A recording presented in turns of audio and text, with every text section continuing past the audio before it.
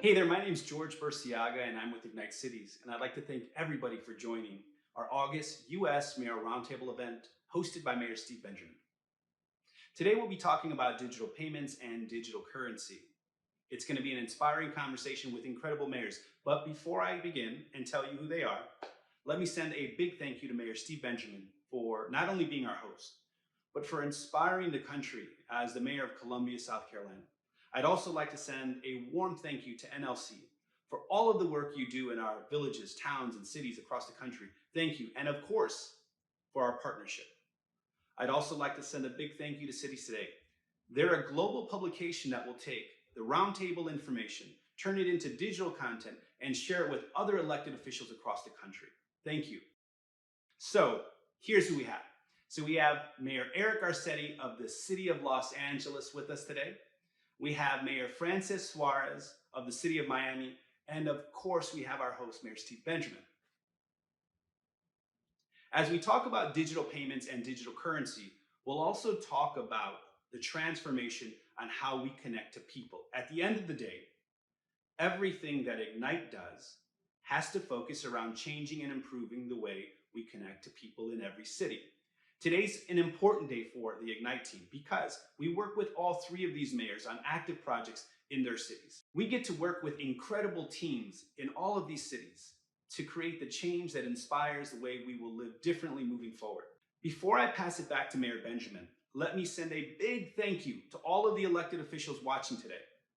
From the Ignite team and all the mayors here, thank you for everything you're doing every day during this global pandemic to protect our families in your cities. With that said, let's get started. I'm going to pass it back to Mayor Benjamin. We'll see you next month. Thank you, and God bless. I want to thank everyone for joining us again today for the U.S. Mayoral Roundtable. This one's titled Game Changers. And I will tell you that our two guests today are indeed that game changers in a world in which we believe that mayors have been directing the international dialogue on so many different fronts for the last several years. These two names will, I believe, be added to the pantheon of great mayors who've led this country both domestically and abroad. I want to thank our incredible hosts, the National League of Cities and Ignite Cities, for the wonderful stewardship that they've had as we've worked through some of the most challenging times in American history over the last year and a half, and we've all gone online to share our common successes and failures and the way in which we can innovate and actually be iterative and change the game for American cities.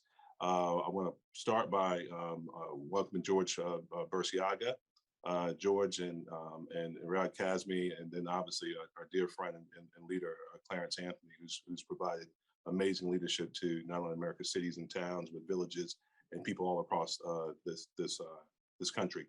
George, you want to say something? Yes. First of all, mayors, thank you for joining today.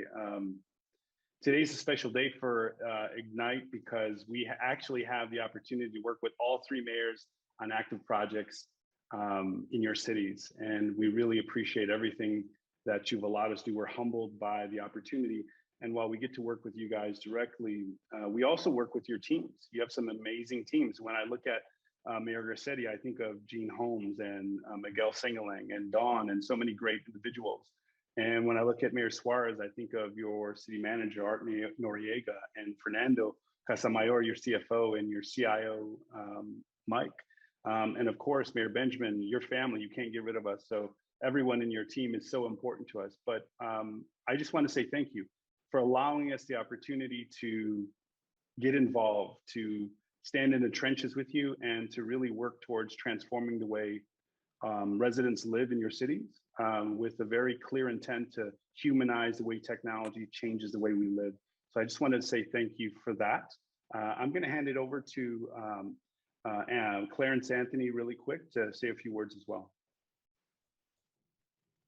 George, thank you so much for your partnership. And of course, I got to tell you that the partnership with Ignite Cities and these Mayors Roundtable have really been a great space for mayors to talk about really the challenges and the opportunities they are dealing with on the issues that matter the most in their residents. And we're just honored today to have such great leaders like Mayor Suarez from my home state of Florida, as well as Mayor Garcetti, Ambassador Garcetti, for having the important conversation about technology and digital currency today. And at NLC, we know that it's America's cities, towns, and villages that drive innovation and solutions for our country. Local leaders like my friend and one mayor that I truly admire is Mayor Benjamin, is not only on the front lines of these pressing challenges, they're also on the front lines of solutions. So I'm honored to partner with Ignite and with these leaders. And Mayor Benjamin, thanks again for your leadership. You know that I appreciate, love you, and just proud of this partnership that you've helped us to bond. So I'm going to turn it back over to you, Mayor, and you can take it from there. We want to give Riyadh one quick second as well Okay. to make a few remarks. He's the best looking guy on the screen right now. No, I want to grow up to be like you all. It means you all are older than me. No. But in all honesty, Mayor Garcetti, to start with you, thank you so much for your leadership, your friendship on both a personal and professional level, and really being the guiding force on making contactless government a reality for people. And so it's going to be great to hear from you what you're doing in LA right now before you take your talents over to India as the new ambassador representing the United States. Congratulations. And the same to you, Mayor Suarez. You are definitely leading the front when it comes to digital currency and tech. And as you stated, you look at that background, that's why tech's going there. But thank you both. And the next president of the U.S. Conference of Mayors. Yeah, I mean, Thanks to Steve. We're talking. Well, I don't know about that. Thanks to you and your leadership. You know, this is an amazing opportunity. Usually, when you see Eric Garcetti, he has all three flags behind him. He might throw a couple of extra flags in because he's just the world. But for a young man whose service began on LA City Council, he spent 4 terms as council president before being elected mayor. He served his country as an intelligence officer in the U.S. Navy Reserve and has taught at both the University of Southern California and Occidental. Obviously, we see one flag behind Eric Garcetti now. He's going to be with us for an abbreviated period of time today. He's training to represent this country, our country, as our representative to what will soon be the most populous nation on the planet in India. And Eric, we're so excited to have you. And of course, my friend and little brother, Francis Suarez, is the very first Miami-born mayor. I served as a Miami commissioner for 8 years, a leader in all things transportation for so many years, and as a former president of the Miami-Dade County League of Cities, as Riyadh mentioned, is our next president of the U.S. Conference of Mayors, starting, I think, on January 5th or January 6th. I forget the day, but it's going to be here before we all know it. Guys, we're joined by over 200 registered city leaders from across the country, mayors, council members, and so many other government leaders.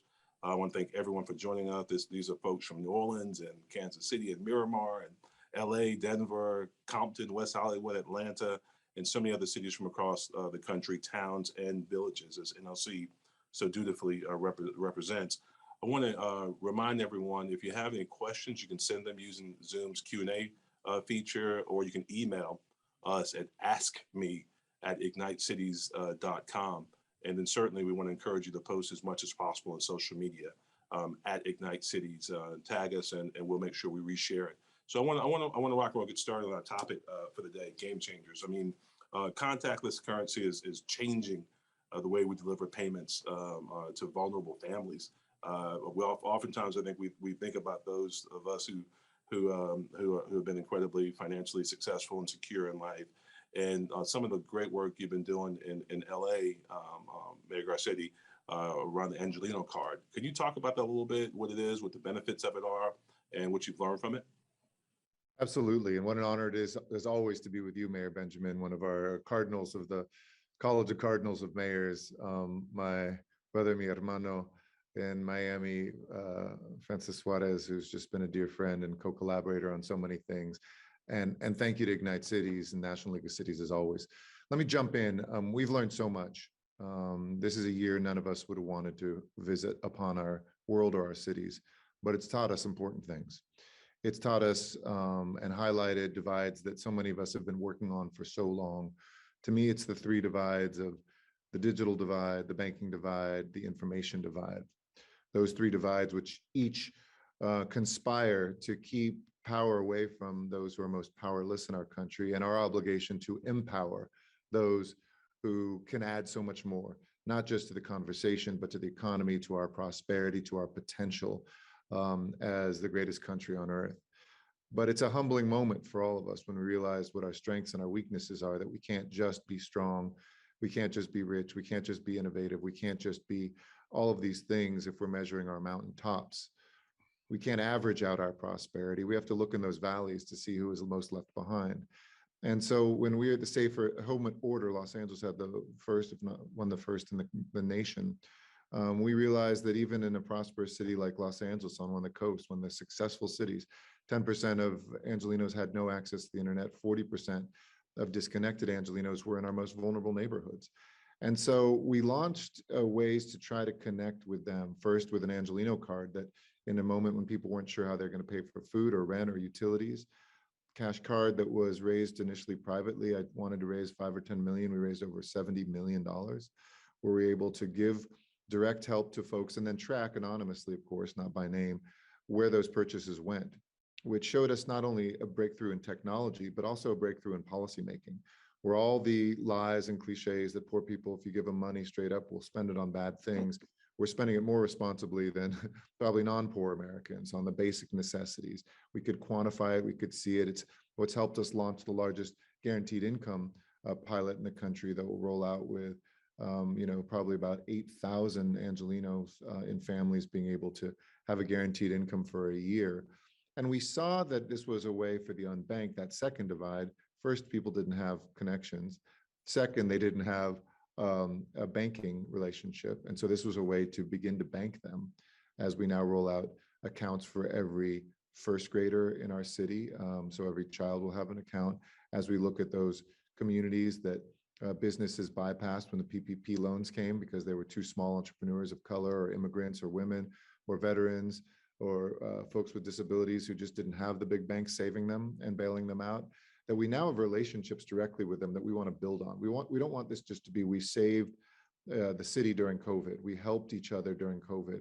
But what we can do, there's a COVID-like pandemic for communities every single day when you're unbanked, when you're disconnected, when you have health concerns that are not about the coronavirus variants that we have. And so it gets us to the last part, which was the information divide. Once you start to have a relationship through the emergency aid we had with an Angeleno card, we now are pouring everything into that so that people can use that as a library card, hopefully soon as their bus and train card, how they can use that as their banking card, how they can use that to pay off a parking ticket or to find out about programs. And once we have that relationship with them, we can make sure those communities that often don't get money, whether it's an earned income tax credit, a program, an opportunity for the kids to be in an after-school program, or gang intervention or domestic violence prevention program, we're now networked with them so that the information divide ultimately becomes the most important thing. We all know that information is knowledge, knowledge is power. So if we can break the information divide through a card, we know that we can bring power to those who need it most. Oh, fantastic. Thank you so much, Mayor Garcetti. Mayor Suarez, Miami's mayor wants to make his city a crypto hub. Francis, talk to us a little bit about Miami Coin. And I mean, I've read headline after headline of some of the great work you're doing around crypto right there. Let's talk about your leadership in that space. Well, first of all, thank you so much to Ignite Cities and to you, my brother from another mother, Mayor Benjamin, and of course, Ambassador Garcetti. I told him I'm chairing the Republicans for Garcetti Ambassador Lobbying Committee, and so he and I are talking about that offline. Look, I think my vision 10 years ago was I was a young elected official. I was 32 years old, and I was elected in the council. And I realized then that for a city to thrive, it had to have a thriving tech ecosystem. I mean, my 3-year-old daughter does selfies with her pacifier, and when I saw that, I realized, well, this is, these things are here to stay. They're not going anywhere, and the computing power that you have from a cell phone. I've heard statistics that, information that is greater than the computing power for the first, manned, space craft to the moon, So it's a reality that's not partisan. It's not about Republican, Democrat. It's about the future and an inevitable future. And as cities that are in the most disruptive time in the history of humanity, and the rate of disruption is accelerating almost exponentially, you have two choices. You can either embrace that disruption and try to get ahead of it, or you can wither away and suffer the consequences of not getting involved. So for me, one of the ways to do that, to break through and differentiate ourselves, was through crypto, right? And understanding that that we are the David in this fight, right? We're not Silicon Valley, we're not New York. We were the David. Now we're becoming, in the discussion with some of these other major markets. But at the time, we were the David. And so for me, I wanted to go out there and take a chance and a risk, like happens in the private sector. Except that for me, I felt that the risk was something that would benefit generations of Miamians. And, I've talked oftentimes about, crypto and how, creating a tech economy that creates high paying jobs doesn't just benefit the person who has a job, but it benefits their spouse. It benefits their children in terms of the educational opportunities, and it benefits their unborn grandchildren. So to me, it's a tri-generational impact every time that you create a high-paying job. So we obviously invited the crypto community to come to Miami. I did some things that were very basic, to me at least. One of the things was they put out a challenge: who could put Satoshi's white paper on their website the fastest, right? And after Estonia, we were the second fastest government in the world to put up Satoshi's white paper. And I realized that the kind of outsized traction that got, which was something that I felt relatively simple, and what Cubans would call, and I know Mayor Garcetti understands this, manguito bajito, low-lying fruit. And we wanted to parlay that into doing things that, frankly, were calculated risk, but would have a very, very high upside. And so we let our employees get paid in Bitcoin. We created a system where are in the process of creating a system where our residents can pay for fees and potentially taxes in Bitcoin. And we even went as far as to think about what if the city would hold a portion of its reserves in Bitcoin. And so I think it was important for the crypto community because they were on a trajectory to mainstream. And the latest project that we're working on, to Mayor Benjamin's point, is Miami Coin, which is, and I don't want to get hyper complicated, but I'll try to distill it as quickly as I can. It is a protocol that sits on top of the Bitcoin blockchain. Now, the Bitcoin blockchain it's not like Ethereum that allows for smart contracts. So these Princeton graduates, Princeton students, created something called Stacks, which is another blockchain protocol that stacks on and sits on top of the Bitcoin blockchain. And so previously, you could only buy a Stacks, you can only buy a Stacks coin with Bitcoin. And what essentially this City Coin organization did was they created a protocol. They named it Miami Coin. We're the first City Coin that's created, and you could buy and mine City Coin with Stacks. And they're in the process right now of creating a decentralized set of miners, which is what always needs to happen for a cryptocurrency to be able to authenticate transactions, number one, and to not get hacked, number two, right? It has to be significantly decentralized. So they're in the process of doing that before they hit the market. But part of the protocol, what's interesting for cities, is that 30% of the funds that are generated, and the only thing I can come up with is like a rake in a poker game, right? Goes to the city for our general fund for whatever we want it to go. So in 2 weeks, and Mayor Garcetti's eyes are about to light up. In 2 weeks, the Miami Coin has generated $2 million in terms of general fund money that's coming to the city of Miami. So So the estimated market cap based on a variety of factors is somewhere, it's trading somewhere in the vicinity of $1 to $3 billion market cap. If it gets to a $10 billion market cap, and it's very, very possible that it could generate enough money to pay off our entire debt. I mean, think about that. And it's done in a way that costs the city nothing. It's through the generosity of the tech industry that has, I think, wanting to deal with ESG issues, because it has a different kind of authentication protocol that deals directly with the ESG and climate issues that for Mayor Garcetti and I is a huge issue.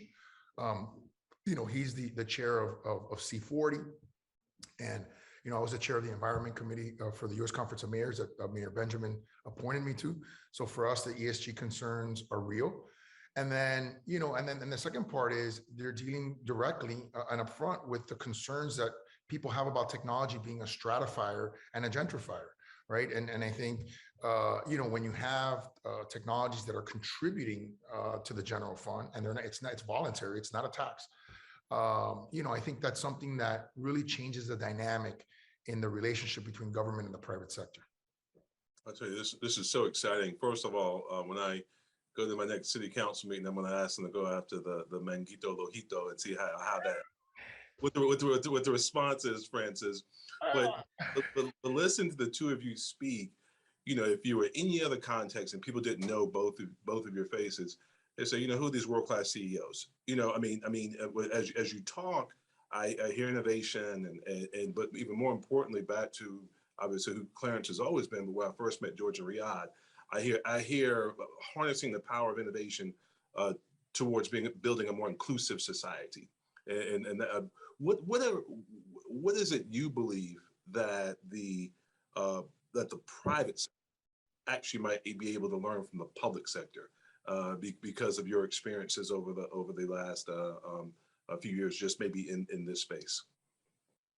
I'll jump in. It's been exciting to, first of all, learn from the private sector. And I think both Mayor Suarez and I pointed out how the private sector can inform our methods, break down our bureaucracies, try to think about our constituents as customers, not to reduce our relationship to something economic, which we can't. We have a deeper relationship, but those companies that have relationships with customers often treat their customers better than governments do their constituents. So that's a very important customer service lesson. But vice versa, I've always said too, government has a ton to teach the private sector, because government's the only thing that can scale to everybody. Maybe with the exception of an Amazon or Apple, there's almost no companies that touch everybody. But government has to by definition and can, not that we always do.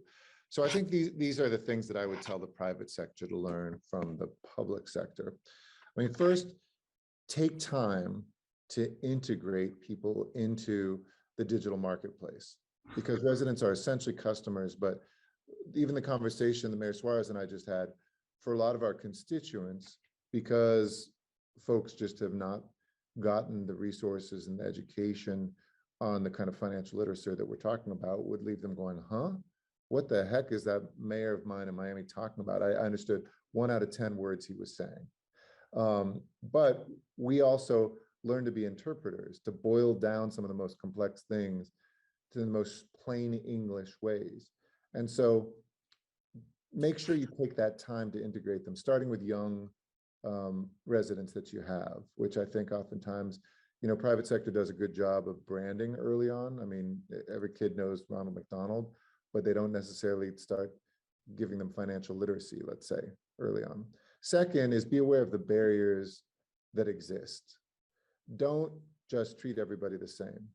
A child who's in the foster care system, who doesn't have a parent around, who's living in a high crime, high poverty area, there's just a whole slew of things that she has to face before can sit down and say, hey, adopt this. On the flip side, though, you'll see some of your savviest entrepreneurs come from some of the toughest environments. People who are unhoused are digitally connected.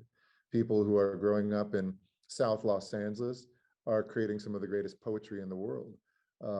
They are now able to self-publish and to get out there, but it's up to us to strengthen those networks and to rely on them.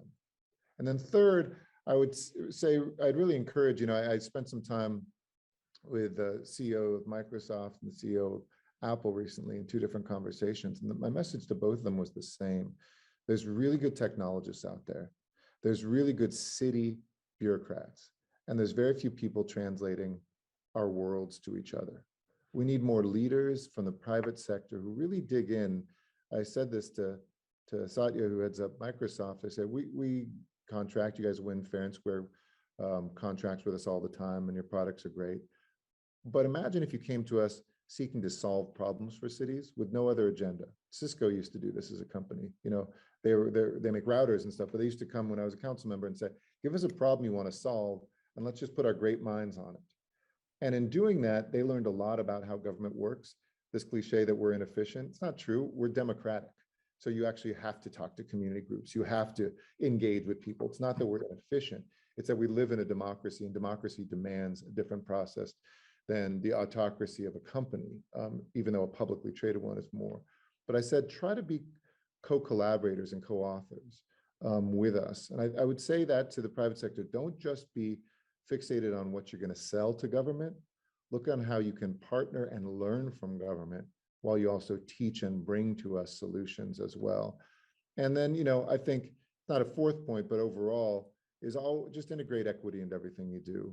You know, I think the private sector is not historically invested in low-income areas to their detriment. We put together all sorts of financing calculators that show how much investment is lost in poor communities of color when you don't have a grocery store, and how much money goes out of those communities into other stores, or not to some of the better, you know, stores that could be coming in there. But it's a missed opportunity to not treat communities in an equitable manner. And so we use a lot of data to understand our people. We have 4 million people in the city. I serve as mayor, kind of 10 million in the county through our transportation networks. In other words, in other ways, across 500 miles of our city. Even when the economy was going strong, we used data to find that 2% of precincts when everybody's unemployment was going down, where unemployment was going up. So instead of just spreading money evenly in the quote unquote poor areas of town, we actually micro inserted it into those precincts where we said something else is going on here. Even as in poor areas, more jobs are being created. In certain parts of the town, they're not. And so, you know, we know that our private sectors use data analytics in everything they do. And we hope that it guides you to meet the needs of our underinvested communities, and that you share that with government too, because those partnerships, that data you have is richer and more robust, but ours has a better conscience. Let's give you a better conscience. Let's give us more robust data. So those are a few of the ways that I would plug in. Those are all excellent ways, humanizing that data. And I know we're going to lose you in a few minutes, Eric, so I'm going to make sure I keep you on task. Francis, what can the private sector learn from the public sector? You know, I think Mayor Garcetti did a wonderful job articulating all the things that you know, that the private sector can learn from the public sector. I think for me, and I'm trying not to be repetitive, and I hope what I say isn't repetitive because he was so comprehensive in his answer. I think the public sector is more, it's obviously not profit motivated, so we're more mission motivated, right? We're mission driven. And I think what's ironic is sometimes if you're mission driven in the private sector, you could also, you actually get more outsized profits because, you know, you're not going strictly from an ROI model, which has a tendency to stifle innovation and creativity. And you're driving to a mission, and you're able to get the true market, right? And the true market may be significantly greater to the mayor's point in terms of scale than you were actually thinking, because you were thinking in an ROI model, strict ROI model. So I think you know, a government, you know, in terms of one example I can think of from the tech world is you know, that Black and women founders get significantly less overall funding than they are representative as a percentage of the population, and that's something that, you know, as a government, we are intentional about wanting to change that narrative. We're intentional about wanting to right that wrong, right? And I know that the answer is not because, you know, those populations are not as creative or not as innovative as they are representative in the general population. So that to me is not an acceptable answer, because women, and I have 3 sisters, no brothers, a mother, a wife, and a daughter. And they are the most creative, innovative, resourceful, powerful people that I've ever met. So, those arguments are not going to hold water with me. So I think that sometimes the government has to push the private sector. We have a duty to say, hey, look, shine a light on this. We're shining a light on this, and why aren't you doing more? And leadership is about challenging people. Leadership is not about the status quo. It's about pushing people to sometimes uncomfortable places. And I have to say that there's been so many companies that have stepped up, like SoftBank in particular, that have stepped up and created the $100 million Miami initiative. Obviously, Ignite has been an amazing partner with MasterCard that has stepped up, and providing gift card services to those in our community. So the private sector will respond, because the private sector, in my humble opinion, wants to be part of the solution. They don't want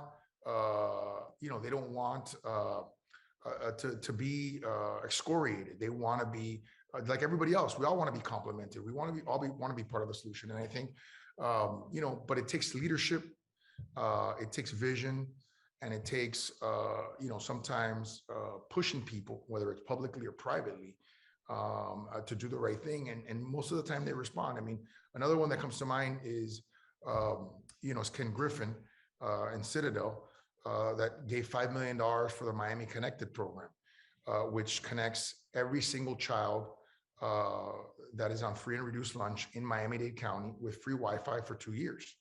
Right, that's a significant investment in our community, and it helps bridge the digital divide. Something that George and I have spent a lot of time trying to focus on with people like Magic Johnson and others, who have built tremendous companies, national companies, with an equity framework in minority communities. So, I think certainly government has a lot that it can.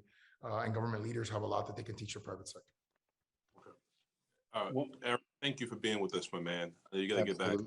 Always a pleasure. Much love to everybody. Thank you. And I leave you in the hands of the mayor of Miami, which means there's no West Coast representation right now, but when you're sleeping, we'll still be up for 3 more hours. So thanks, everybody. Mayor, from Ignite as well. 3 hours. Mayor Garcetti from the entire Ignite team, thank you for your leadership and inspiring the country. Thank you for everything you do.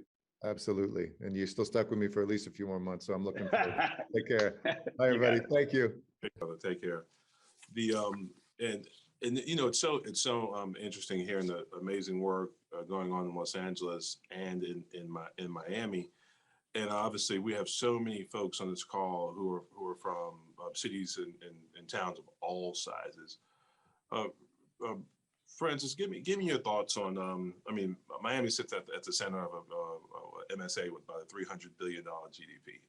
So you're for smaller cities that might think it's something. This is something too big for them to undertake. And I know that Mayor Garcetti had some opinions on this too, but the less populated. How would you recommend they get started in this discussion, this dialogue, and maybe implementing something? It's funny. I had this is a interesting story. I had the Pittsburgh Chamber of Commerce reach out to me after the "How Can I Help" campaign sort of got launched, and they were asking me. And I've gotten calls from all over the country, right, from Tampa to mayors of Jacksonville and others calling me, and and they said, well, how do we replicate this, right? How do we do this? And I said, look, I think you have to be yourself. Right. I mean, you're not going to be Miami. Pittsburgh is not going to be Miami tomorrow. Right. That's not going to happen. But within who you are, you have to understand and realize. I think the first thing you have to recognize is that technology is going to be a bigger and bigger part of our life. Once you recognize that, I think the second piece is understanding that technology it's not really its own industry. Right. It's a sub industry of every industry. So you got to look at your industries. And you got to think, are your industries on the forefront of innovation? And if they're not, what can we do, as a city to help make that so? And if you're a small city, I would just say, challenge yourself. You know what I mean? Leverage other platforms. You know, one of the things that Ignite has done wonderfully is be a, you know, sort of a good government steward and initiative for other cities that can piggyback, right? Like you know, you don't need to reinvent the wheel every time. You know, sometimes it's just about, hey, there's a big city that's nearby, and you can leverage their platform to do what it is, and create economies of scale that way, right? So you don't have to reinvent the wheel. You don't have to, but I think it's a disservice to your residents to say we're too small, we're never going to be innovative, we don't have the scale. I firmly believe. I was looking at a tweet from a young man who actually does or prints our "How Can I Help" shirts. It's a company called Swag Up. They're the 23rd fastest growing company in America. Okay. And he put out a tweet a couple weeks ago that says that every company should be a technology company. And if they're not, they should be.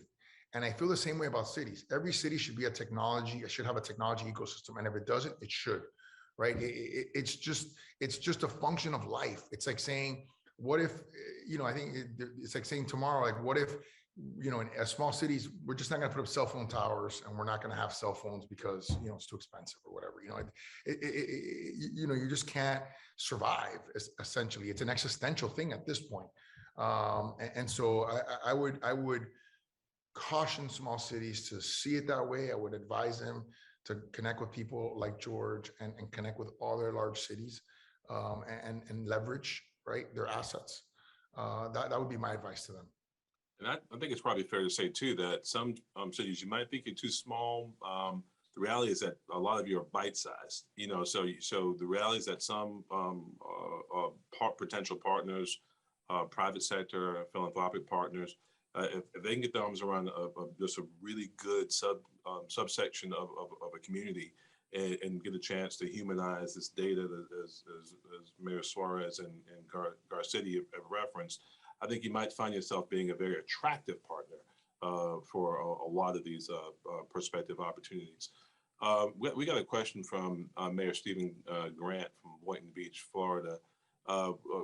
Francis, do you guys accept Zelle or Venmo or Cash App? And if so, how's that going? Yeah, and that's easy, right? I mean, those are vendor apps that are basically cash based, and that you know, that pay a fee, right? So yes, we PayPal and all that, we do accept that. The key now is getting a third party intermediary, which is similar to those apps, because we're not allowed under state law to actually hold crypto. So we have to immediately convert the crypto into US dollars. So let's say somebody wants to pay their property taxes, whatever that amount is. If it's $2,000, it gets paid in.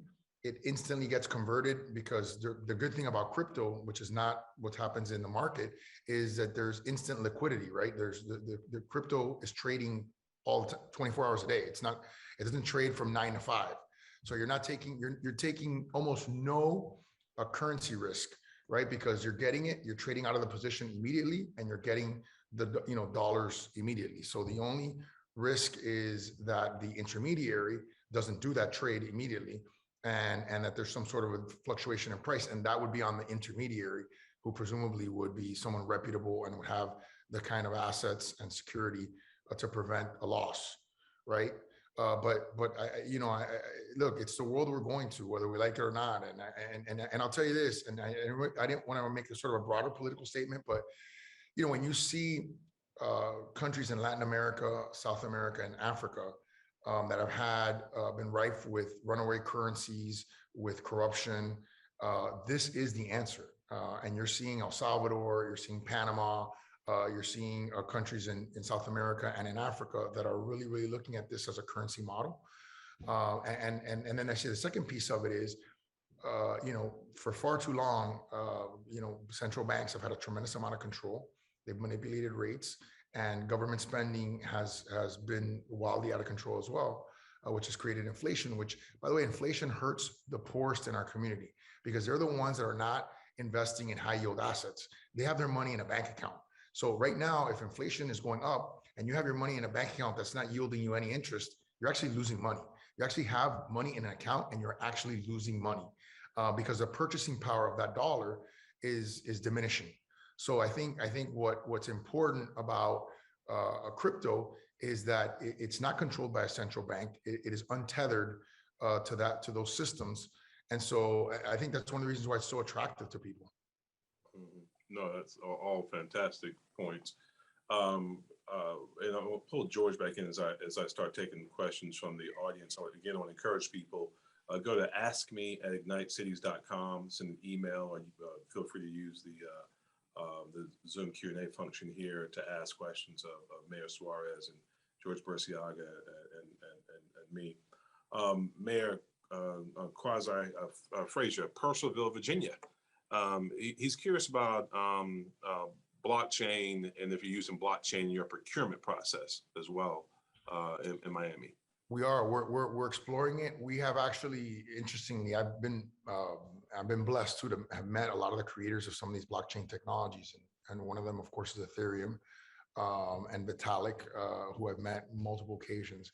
And so we are working on multiple use cases with Ethereum. If you know what's interesting about these blockchain technologies is the accountability and transparency functions of it.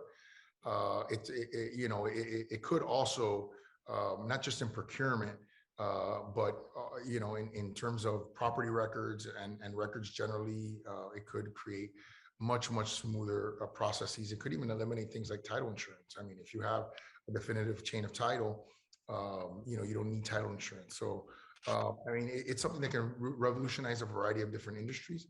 But yes, we are looking at multiple use cases with Ethereum. And once we have them, we'll announce them. Okay, fantastic. One of your neighbors in North Lauderdale, Mayor at Large, Anna Zaid, I hope I pronounced that right, Mayor. If not, you can correct me later. Any other advice you give to smaller entitlement cities what methodology you use to make these decisions? Obviously, want to encourage everyone to think big and bold, but as they work through determine what their digital priorities are or what might be needed in their cities, any maybe close to final thoughts? We're going to wrap up in a few minutes. Any other thoughts? Yeah, I mean, I think number one is you don't have to be the guinea pig. Let us be the guinea pig. You know what I mean? I would say that number one. I'd say number two is use the U.S. Conference of Mayors. I mean, the President Benjamin and I have really focused a lot in trying to grow membership to smaller cities, right? We want, and I think these virtual platforms are going to allow for, not everyone can afford to fly to, wherever the conference is on an annual basis or the winter conferences in DC. So we're going to create more virtual assets so that we can create best practices. We can create, verified vendors, so you don't have to reinvent the wheel. And also you can have access to some of you may not have, a small city like North Lauderdale may not have a CIO, right? They may not have a chief innovation officer. So you should be able to pick up the phone as the mayor and call our chief innovation officer and say, hey, walk us through this, walk our procurement department through this so that we can get this done. Lend us your procurement documents, which are all public records, by the way, right? So, I mean, these are all things that we can do to help, and I'm available to help. Real quick, Mayor Benjamin, if I could jump in. Mayor Suarez, you said something really significant. Use USCM, these virtual platforms. We have over 200 elected officials watching today. This was a really important topic because it's a topic that we don't really talk about. Digital currency, digital payments. Mayor Benjamin, I have to applaud you for the digital payment delivery of the Columbia card you're building for UBI payments. Can you talk a little bit about sort of your idea there?